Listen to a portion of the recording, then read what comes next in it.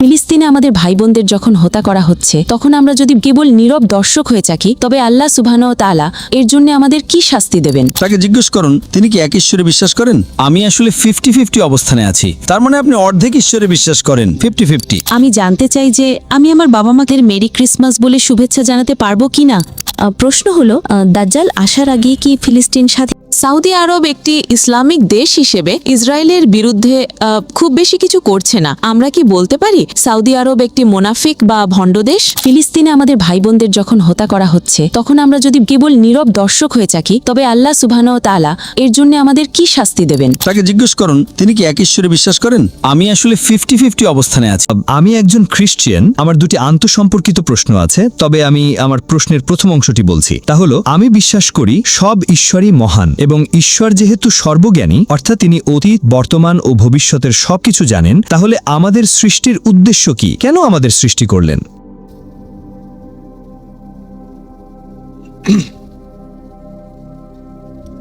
ভাই বললেন যে তিনি বিশ্বাস করেন সব ঈশ্বরই মহান, আর ঈশ্বর যদি অতীত, বর্তমান আর ভবিষ্যৎ জানেনই, তবে সৃষ্টির উদ্দেশ্য কি? কেন আমাদের সৃষ্টি করলেন? ভাই, ঈশ্বর কেবল একজনই, ঈশ্বর মাত্র একজন এবং একমাত্র তিনিই মহান। আপনি কি একটা দেশে একজন প্রেসিডেন্ট নাকি একাধিক প্রেসিডেন্ট থাকা পছন্দ করবেন? আপনাদের দেশে কয়জন রাষ্ট্রপতি আছেন? 1, 2, 3 নাকি 4 জন? আমি আসলে এটা বোঝাতে চাইছি না। হ্যাঁ, না, আপনি এটা বোঝাতে চাইছেন না। আমি আপনাকে যা বলছি তা হলো, একটা দেশে কি 2 বা 3 জন রাষ্ট্রপতি থাকতে পারে?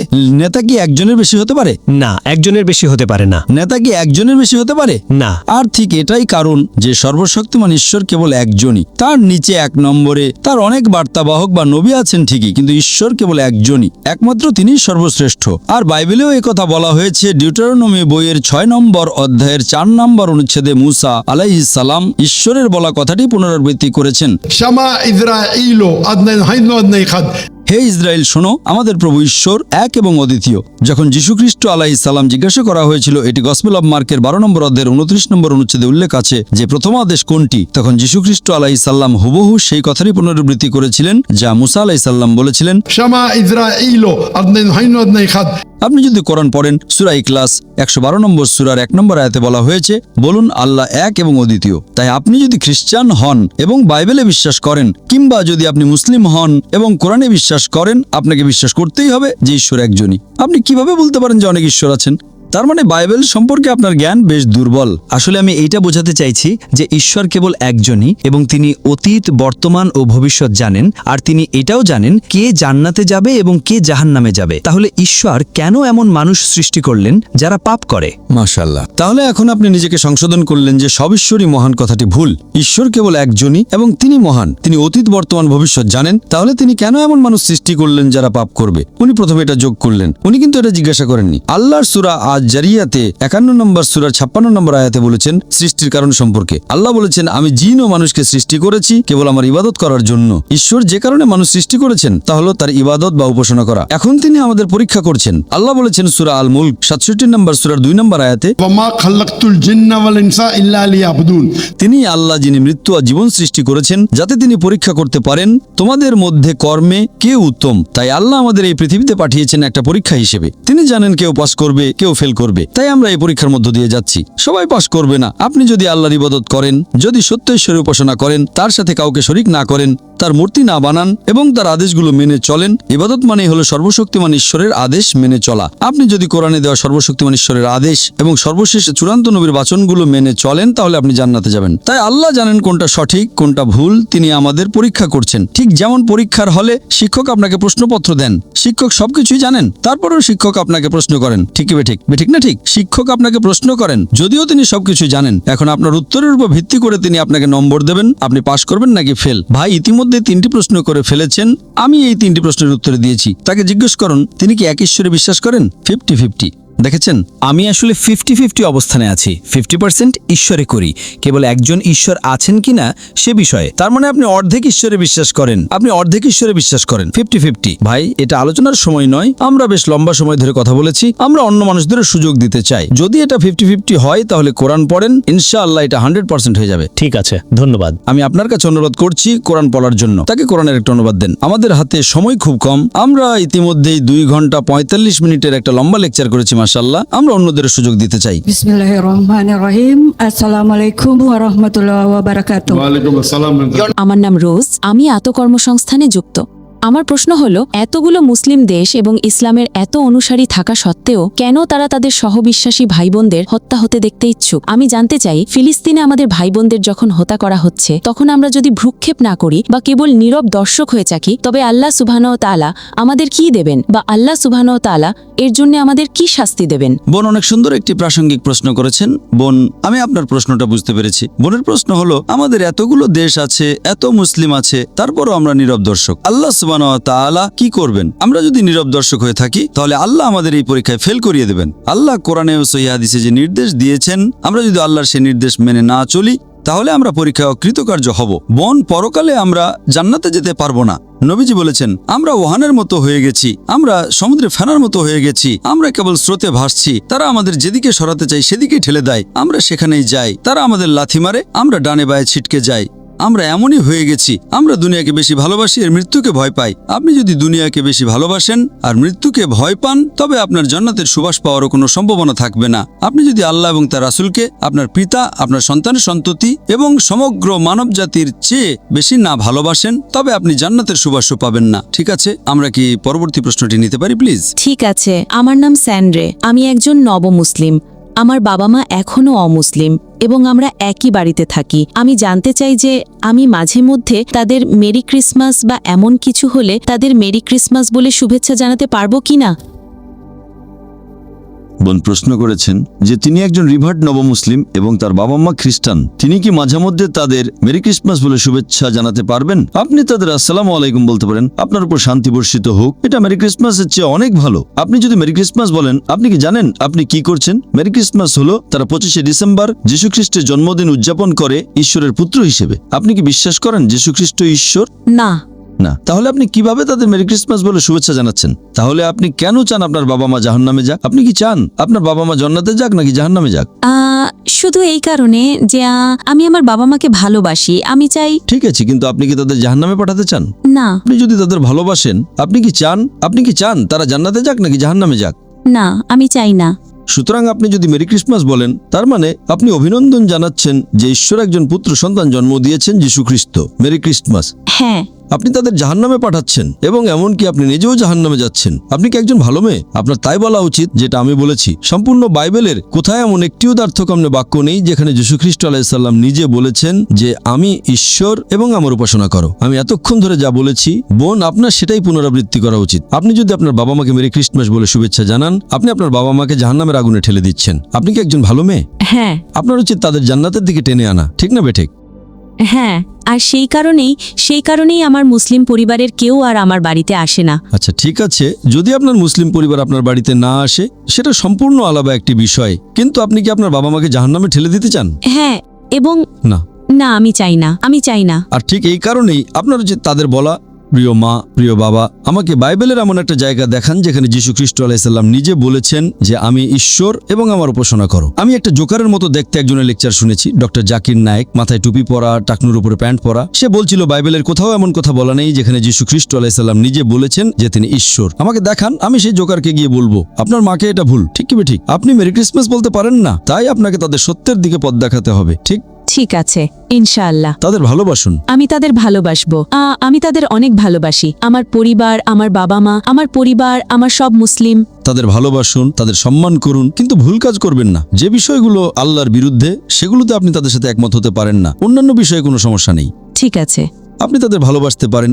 যদি তারা আপনাকে নীল রঙের জামা পরতে বলে, তবে নীল রঙের জামা পরুন, কোনো সমস্যা নেই। কিন্তু যদি তারা আপনাকে এমন কিছু বলে যা কোরআন এবং হাদিসের পরিপন্থী, তবে আপনার তাদের কথা মানার দরকার নেই। তবুও তাদের ভালোবাসুন। প্রশ্নের উত্তর পেয়েছেন? ঠিক আছে, আমি মানব। এবং এবার কি আমি দ্বিতীয় প্রশ্ন শেষ? পরবর্তী প্রশ্ন। হ্যাঁ, আমার পরিবারের জন্য দোয়া করবেন যেন তারা ধর্মান্তরিত হয়ে মুসলিম হয়। দোয়া করবেন। ইনশাআল্লাহ আল্লাহ সুবহানাহু ওয়া তাআলা আপনার বাবা মাকে হেদায়েত দান করুন। আপনাকে অনেক ধন্যবাদ। আর আপনার হচ্ছে তাদের পেছনে লেগে থাকা, তাদের কাছে দাওয়াতের কাজ করা। আপনাকে অনেক অনেক ধন্যবাদ। আমি ব্যবসায়িক প্রতিষ্ঠান বয়কট করার অ্যাকশন প্ল্যান নম্বর ৮ সম্পর্কে একটু পরিষ্কার ধারণা চাই। আমার জ্ঞান অনুযায়ী আপনি কেন আমাদের বিকল্পগুলোকে কেবল ব্যবসায়িক প্রতিষ্ঠানের মধ্যেই সীমাবদ্ধ করছেন? তুলনায় বলতে গেলে উদাহরণস্বরূপ ইন্দোনেশিয়া ২০২৪ সালে ফিলিস্তিনকে $2 মিলিয়ন মতো অনুদান দিয়েছে। বিপরীতে ইন্দোনেশিয়া সরকার ইসরায়েল থেকে প্রায় ৫০ মিলিয়ন ডলারের মতো আমদানি করে, সেটা আবার প্রতিরক্ষা বাজেট বাদ দিয়ে। আমরা যদি প্রতিরক্ষা বাজেটও মোট হিসাবের মধ্যে ধরি। ভাই অনেক গুরুত্বপূর্ণ একটি প্রশ্ন করেছেন, আমি আপনার প্রশ্নটি বুঝতে পেরেছি। মূল প্রশ্নটি হলো, যখন আমরা পণ্য বয়কট করছি তখন ইন্দোনেশিয়া কেন ইসরায়েল থেকে $50 মিলিয়ন পণ্য আমদানি করলো? ঠিক হ্যাঁ, তো আপনি আমাকে কেন জিজ্ঞেস করছেন? ইন্দোনেশিয়া সরকারকে গিয়ে জিজ্ঞেস করুন, আমি তার ইন্দোনেশিয়া সরকার নই। ৮ নম্বর পয়েন্টটি সেটি হলো এগিয়ে যান। ১৬ নম্বর পয়েন্টটি হলো বাণিজ্য বন্ধ করা। আমি কি সেটা বলিনি? আমার মনে হয় আপনি আমার লেকচার শোনেননি। ৮ নম্বর পয়েন্ট সবার জন্য প্রযোজ্য, সবাই বয়কট করবেন। ১৬ নম্বর পয়েন্ট কেবল তাদের জন্য যারা রাজনৈতিক ক্ষমতায় আছেন। তাদের কি করা উচিত? বাণিজ্য বয়কট করা। আমি তো সেটা বলেছিলাম, আপনি শোনেননি। এখন ইন্দোনেশিয়া যদি আমার পরামর্শ না মানে তার জন্য কি আমাকে দোষ দেবেন? মালয়েশিয়ায় তারা এমনটা করে না। মালয়েশিয়ার সাথে ইসরায়েলের কোনো বাণিজ্য নেই। এমনকি তারা যদি জানতেও পারে কোনো ইসরায়েলি যদি এমন কোনো জাহাজ থাকে যেটা ইসরায়েলে যাচ্ছিল, অইহুদি জাহাজ, কিন্তু যেহেতু সেটা পোর্ট ক্ল্যাং হয়ে ইসরায়েলে যাচ্ছিল, একজন চীনা পর্যটন মন্ত্রী প্রধানমন্ত্রী জনাব হানুয়ার ইব্রাহিমকে বললেন পোর্ট ক্ল্যাং হয়ে একটি জাহাজ ইসরায়েলে যাচ্ছে, এটিকে অনুমতি দেবেন না। এতে আমাদের হয়তো মাত্র ৬০ মিলিয়ন রিঙ্গিত লোকসান হবে, কিন্তু আমরা সেটা অন্য কোথাও থেকে পুষিয়ে নেব। তখন প্রধানমন্ত্রী বললেন অনুমতি দেওয়া যাবে না। তারা আমাদের জাহাজে আসায় তো দূরের কথা, বন্দর তো বাদই দিন, তারা শুধু নমর করছিল, বিশ্রাম নিচ্ছিল এবং জ্বালানি নিচ্ছিল। না, অনুমতি দেওয়া যাবে না, বেরিয়ে যাও। শুধু তাদের পাশ কাটিয়ে যাওয়ার কারণে তারা ৬০ মিলিয়ন রিঙ্গিত হারিয়েছে। তো এখন আমি কেবল পরামর্শ দিচ্ছি, আমি কাউকে তা মানতে বাধ্য করতে পারি না। ঠিক তাই ইনশাআল্লাহ আপনার উচিত ইন্দোনেশিয়া সরকারকে বলা যেন তারা ইসরায়েল থেকে কোনো কিছু আমদানি না করে এবং ইসরায়েলে কোনো কিছু রপ্তানি না করে। ঠিক, আমরা কি পরের প্রশ্নটি নিতে পারি? ডক্টর, আমার প্রশ্ন হলো, যখন ইসরায়েল আক্রমণ করছে ফিলিস্তিনে, সৌদি আরব একটি ইসলামিক দেশ হিসেবে ইসরায়েলের বিরুদ্ধে খুব বেশি কিছু করছে না। আমরা কি বলতে পারি সৌদি আরব একটি মুনাফিক বা ভণ্ড দেশ? বোন অনেক সুন্দর একটি প্রশ্ন করেছেন। বোন, আপনি বলছেন ইসরায়েল আক্রমণ করছে এবং তারা খুব বেশি কিছু করছে না, কিন্তু আপনার এক ভাই একটু আগেই বললেন যে ইন্দোনেশিয়া আমদানি করছে। আমি জানি না সৌদি ইসরায়েল থেকে আমদানি করছে কিনা। কোনটা বেশি খারাপ? ইসরায়েল থেকে আমদানি করা নাকি কিছুই না করা? কোনটা বেশি খারাপ? কে বেশি খারাপ, ইন্দোনেশিয়া নাকি সৌদি? ইন্দোনেশিয়া। আমাকে বলুন, আপনি বলছেন সৌদি আরব কিছুই করছে না, তাই তো? আমি আপনার সাথে একমত নই, তবে তর্কের খাতিরে ধরে নিলাম আমি আপনার সাথে একমত। কিন্তু অন্তত তারা তো ইসরায়েল থেকে আমদানি করছে না। এখন ওই ভাইয়ের কথা অনুযায়ী ইন্দোনেশিয়া আমদানি করছে। আমি অবশ্য সঠিক জানি না, তাহলে কে বেশি খারাপ, ইন্দোনেশিয়া নাকি সৌদি? আমি এটা বলছি না, আপনার ভাই সেটা বলছেন। তাহলে এবার আমরা পরের প্রশ্নটা নিই প্লিজ। ডক্টর, আমার নাম হলো শাহ। আমি একটি এনজিও থেকে আসা একজন মুসলিম। আমার প্রশ্নটি আপনার ২১ দফার অ্যাকশন প্ল্যানের সাথে সম্পর্কিত। আমি সূরা আল ইমরান ৩ নম্বর সূরার ১০৩ নম্বর আয়াতে উল্লেখ করছি যে প্রতিটি মুসলিমকে এক উম্মাহ হিসেবে ঐক্যবদ্ধ করার সমাধান কি? সকল মুসলিমকে এক উম্মাহ হিসেবে ঐক্যবদ্ধ করার সমাধান কি? ভাই অনেক গুরুত্বপূর্ণ একটি প্রশ্ন করেছেন। ভাই সূরা আল ইমরানের উদ্ধৃতি দিলেন, ওটাই হলো সমাধান। আল্লাহ বলেছেন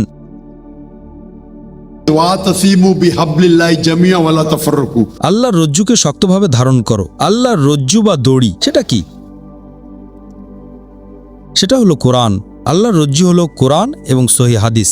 তাই যদি সমস্ত মুসলিম দৃঢ়ভাবে কোরআন ও সহিহ হাদিস আঁকড়ে ধরে এবং পরস্পর বিচ্ছিন্ন না হয়, তবে আমরা ঐক্যবদ্ধ হব। দুর্ভাগ্যজনকভাবে আমরা কোরআন পড়ি না, যদিও পড়িও আমরা কোরআন বুঝি না। তাই যদি আমরা কোরআন পড়ি, তা বুঝি এবং তা বাস্তবায়ন করি, ইনশাআল্লাহ আমাদের বেশিরভাগ সমস্যার সমাধান হয়ে যাবে। আমি গতকাল একটি লেকচার দিয়েছি, কোরআন হলো সমাধান, ইসলাম হলো মানবতার জন্য সমাধান। তাই কোরআন পড়ুন, এটি বাস্তবায়ন করুন। আল্লাহ এবং আমাদের প্রিয় নবীজি যা বলেছেন তা মেনে চলুন, ইনশাআল্লাহ আমরা পুরো বিশ্বের শীর্ষে থাকব। আমার নাম মিয়া, আমি পেশায় একজন গৃহিণী। প্রশ্ন হলো, দাজ্জাল আসার আগে কি ফিলিস্তিন স্বাধীন হবে? ধন্যবাদ। বোন সুন্দর একটি প্রশ্ন করেছেন যে দাজ্জাল আসার আগেই কি ফিলিস্তিন স্বাধীন হবে? হ্যাঁ, ইনশাআল্লাহ। আমার কাছে তো আর ইলমে গায়েবে অদৃশ্যের জ্ঞান নেই, তবে ইনশাআল্লাহ তারা অবশ্যই স্বাধীন হবে। এমন অনেক হাদিস রয়েছে যেখানে এ বিষয়ে কথা বলা হয়েছে যে নিশ্চিতভাবে দাজ্জাল আসবে এবং দাজ্জালকে হত্যা করবেন নবী যিশু বা ঈসা আলাইহিসসালাম। এখন দাজ্জাল যখন নিহত হবে তখন পুরো পৃথিবী দাজ্জাল থেকে মুক্ত হবে। দাজ্জাল হলো অত্যন্ত কঠিন একটি পরীক্ষা। এটি হলো কিয়ামতের লক্ষণ, পৃথিবীর ধ্বংসের লক্ষণ, ছোট লক্ষণ এবং বড় লক্ষণ। সুতরাং এটি হলো সবচেয়ে কঠিন পরীক্ষাগুলোর একটি। তবে ইনশাআল্লাহ ইনশাআল্লাহ ইমাম মাহাদি আসবেন, তারপর ঈসা আলাইহিসসালাম আসবেন, তিনি দাজ্জালকে হত্যা করবেন এবং ইনশাআল্লাহ তিনি পুরো পৃথিবীকে মুক্ত করবেন। ইনশাআল্লাহ শেষ করার আগে আমরা একেবারে শেষ প্রশ্নটি নেব। আমার নাম হুদা, আমি একজন সফটওয়্যার ডেভেলপার। সম্প্রতি সোশ্যাল মিডিয়ায় আমি অনেক মুসলিমকে হামাসের মতো নির্দিষ্ট কিছু গোষ্ঠী নিয়ে বিতর্ক করতে দেখেছি। কেউ কেউ বলে যে তারা খারাপ, আবার কেউ কেউ বলে যে তারা হলো বীর, মুসলিম বীর যারা ফিলিস্তিনকে রক্ষা করছে। আমার প্রশ্ন হলো, এই পরিস্থিতিতে আমাদের প্রতিক্রিয়া কেমন হওয়া উচিত? আদর্শগত বিতর্ক থেকে দূরে থাকা এবং এর পরিবর্তে ফিলিস্তিনকে সমর্থন করার দিকে মনোযোগ দেওয়াই কি বেশি ভালো? আপনাকে ধন্যবাদ। ভাই একটি প্রশ্ন করেছেন যে কিছু মানুষ নির্দিষ্ট কিছু গোষ্ঠীকে বীর বলে ডাকে, আবার কিছু মানুষ তাদের দোষারোপ করে, তারা এদেরকে প্রতিরোধকারী বাহিনী বলে। প্রতিরোধ করা মানে হলো স্বাধীনতার জন্য লড়াই করা। তাই আপনাকে আপনার নিজের গবেষণাটি করতে হবে। যে কেউ কোনো গোষ্ঠীর কথাই বলুক না কেন, ফিলিস্তিনে অনেক গোষ্ঠী আছে, আপনি আপনার মতো করে গবেষণা বা খোঁজখবর নিন। যদি তারা কোরআন ও সুন্নাহ মেনে চলে এবং যদি তারা কোরআন ও সুন্নাহর উপর প্রতিষ্ঠিত থাকে, তবে আমাদের তাদের সমর্থন করতে হবে। আর যদি তারা কোরআন ও সুন্নাহ মেনে না চলে, তবে আমরা তাদের সমর্থন করব না। তাই আপনি নিজের গবেষণা করুন, সঠিকভাবে খোঁজ নিন, ভয় পাবেন না। যদি তারা হকের উপর থাকে তবে তাদের সমর্থন করুন, কোনো সমস্যা নেই। ওয়া আখিরু দাওয়ানা আলহামদুলিল্লাহি রাব্বিল আলামিন।